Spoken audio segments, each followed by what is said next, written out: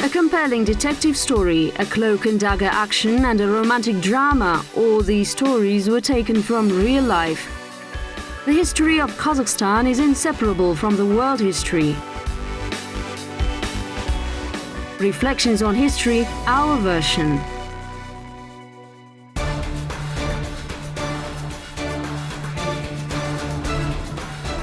The steppe wolf.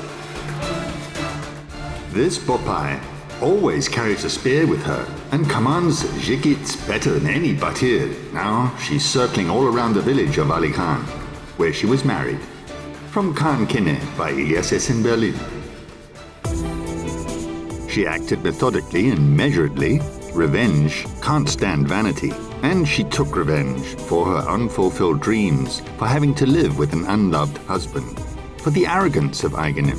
She wanted to break the locks and take out all the treasure from the chests. Yes, so that nothing remains. She even wanted to take away old scraps and set the estate of Sirimbet on fire.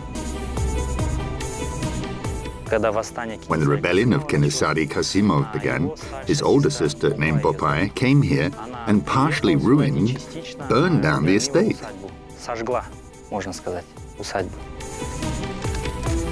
She was called fearless and ruthless, a woman who deserved the glory of a batyr, one of the most devoted soldiers in the army of Kenesary Khan.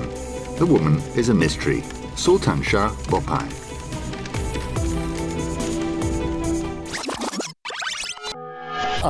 She's quite an interesting figure in Kazakh history.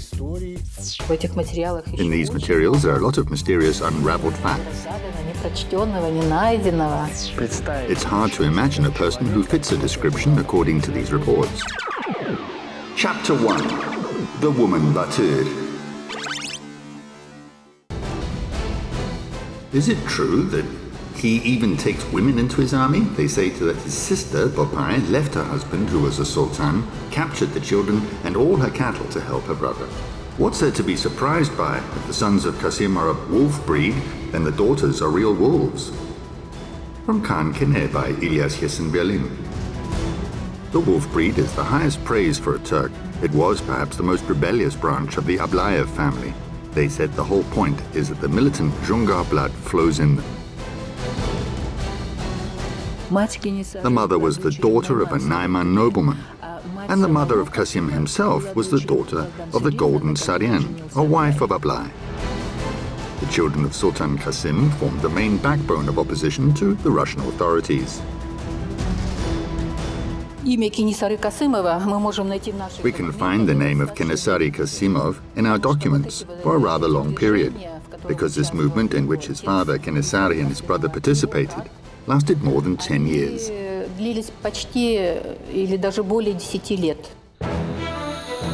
Qasim's family was generally friendly. They stood up for one another, and they were brought closer not only by warm family relations, but also by ideological views. It turns out that Kenesary Khan inherited the struggle with the Russian Empire. First, his father Qasim Abalayev fought against the Russian Empire.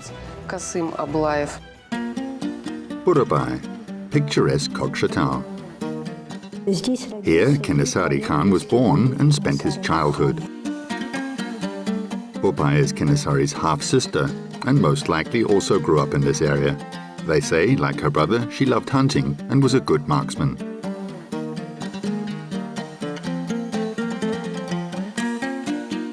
The exact date of her birth, however, like the date of death, is not clear. Presumably, she was born about 5 years before Kenesary, so during the uprising, she was no less than 40 years old. The units of Kenesary crashed like a storm. War was formed, they fought hand to hand, and then very quickly, they disappeared. The detachment, made up of 600 men, was led by his belligerent sister. They say that weapons were made specially for her, so that it could fit a woman's hand. Considering the female body, given the weakness of the female hand, it was, of course, very elegant and light. But according to legend, Bopay the Sultansha did not tolerate female tricks and easily used weapons made for male soldiers. Spears, sabers, rifles. She was strong both physically and spiritually. It was not for nothing that they called her Bopay-batyr. Astana, Nazarbayev Center, the museum. The exposition is just about the national liberation wars of the 19th century. This is the matchlock that was used by the fighters. At the head of the detachment, Bopay appeared before the enemy herself in order to instill a spirit of victory in her soldiers, and more than once in battle, she proved her ability. However, as well as in financial affairs, it was she who ran the brothers' money. One could say she was his Minister of Finance, distributing wealth so that none of his associates felt deprived.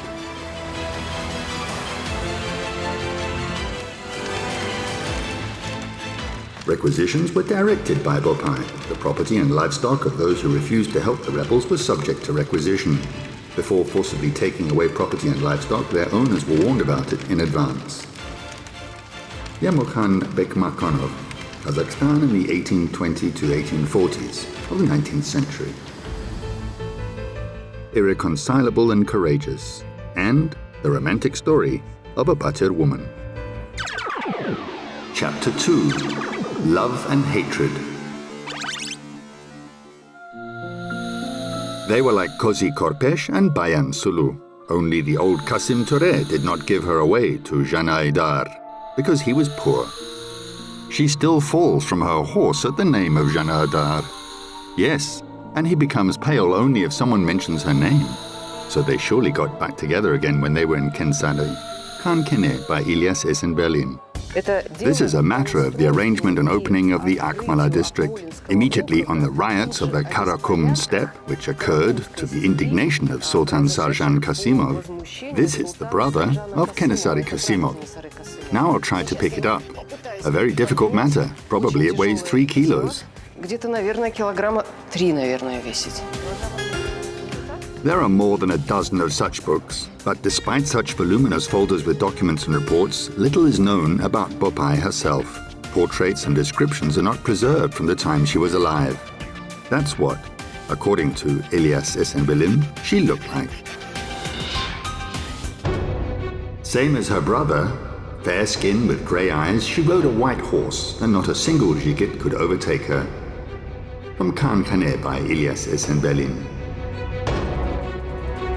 It's known that Bopay, under the conspiracy of her parents, was married to Sultan Samek, but the marriage was not successful. She obviously did not like her spouse. It was said because of a tragic love story. The story of the love triangle which involved Bopay was in fact that she was in love with another person. Janaidar Orenbayev is a historical figure, the military leader of Kenesary. A fine speaker, they say, he translated the fairy tale 1001 Nights into the Kazakh language. After the death of Kenesary, for 25 years he headed the Terisakan district near Ulyatal. Allegedly, he was Bopay's lover, but documents do not confirm this fact.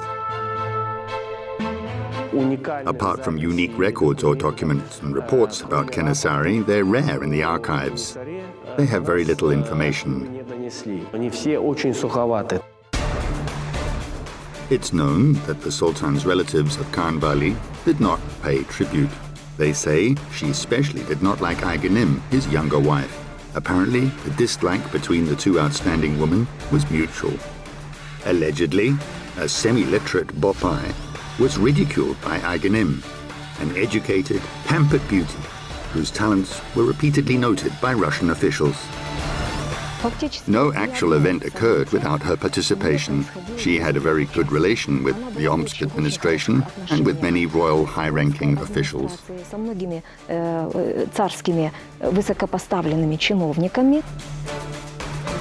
Sultan Qasim was not appointed the senior sultan, but the son of Aigenim, Chingiz. Many saw in this the influence of the powerful Aigenim. Possibly this was because of their rivalry. And this is already quite reliable data. In 1837, Bopay tried to convince her husband Samakeh to take the side of Kenesary, but the timid sultan refused flatly. Then, the determined Bopay took the children and went to her brother. One of her sons, Nur Khan, was an active and very brave member of the uprising. He was wounded and taken prisoner, His further destiny, as well as the fate of the other children of Bopay, is unknown.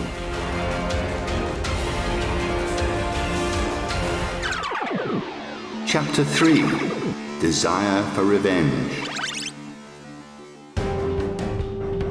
That's why they hide behind the White King, said Bopay in anger. They need fortresses in our land. From 3 complete districts it's possible to fit the cattle in the mere possession of this cunning Aigenim from Vali Khan. How long will we tolerate her antics and this leprosy? Isn't it time to defeat her? From Khan Kene by Ilyas Esenberlin. Kenesary himself did not attack his cousin. The Batyr was not going to plunder a village belonging to a woman. He sent Bopay instead to the village of Steppe, the manor of Aigenim. She was against the Tsarist power. Kenesary Kasimov was against it too, and Aigenim maintained trade and political ties with Russia at the time. Bopay Kasimova, with a detachment from the Kyrgyz Aman-Karagai district, hijacked a considerable number of cattle on the way back. After arriving in the tract, Steppe broke open locks and doors and took away the felt products, lambs and contented supplies in the storeroom. From the report of the SSR Edko. At that time, neither Aigenim nor her 3-year-old grandson Shokan was on the estate. According to some sources, it was not just revenge on Vali Khan's younger wife, but a distracting maneuver. Immediately after the attack, the news spread through the steppe that the army of Kenesary was near Kokshetau, and the Russian detachment attacked Bopay's detachment, which the rebellious Khan allegedly sought. His goal was, according to some researchers, the Akmara fortress itself. On the same day, we will lead our main forces to attack the Akmara fortress. If some forces have emerged from Omsk in support of the fortress, then having received news of the movement of the detachment of Bopay, they will turn to Aman-Karagai. From Khan Kene by Ilyas Esenberlin. The soldiers of Kenesary fired upon the fortification with burning arrows. In the outskirts of Akmolinsk, a fire broke out. But the rebel troops did not break into the fortress, the researchers say. Akmara, which was named in 1832 in Akmolinsk, underwent a 6-day siege. Bopay did not participate in the siege because her military specialization included partisan raids. She repeatedly attacked the Aman-Karagai district, where the elder sultan was Aigenim's son, Shokan Vali Khanov's father, Chingiz.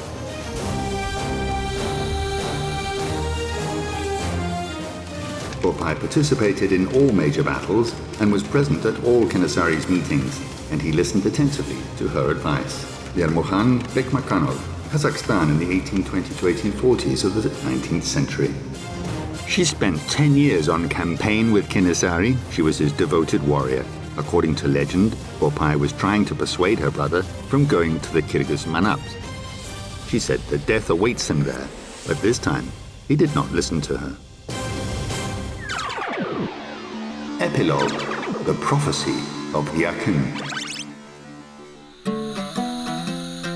On the eve of the last campaign of Kenesary, Akin Tatimbet went to him to persuade him to lay down his arms.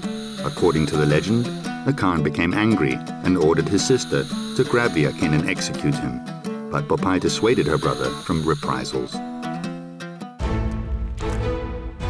According to the story, before Kenesary was executed, he was asked about his regrets, and allegedly the Khan replied in this way: "I regret that I could not unite my people and did not give away my sister to marry."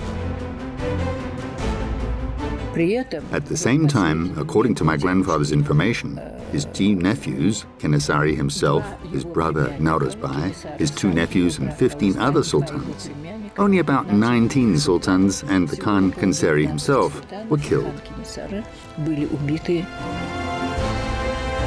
In this list, Bopay is not mentioned, but they say that she was with the Khan until the last minute, and it is just as likely she died a cruel death. According to another version, the Sultana did not go to the last campaign with Kenesary, and she supposedly lived a long life and was buried in her homeland near Kokshetau. The Akin Tatimbet has a Q, 5 noble men. The poet dedicated it to the generals of Kenesary. Nauruzbai Esengeldi Sarjan, and the Khan's sister Bopay, the woman-batyr.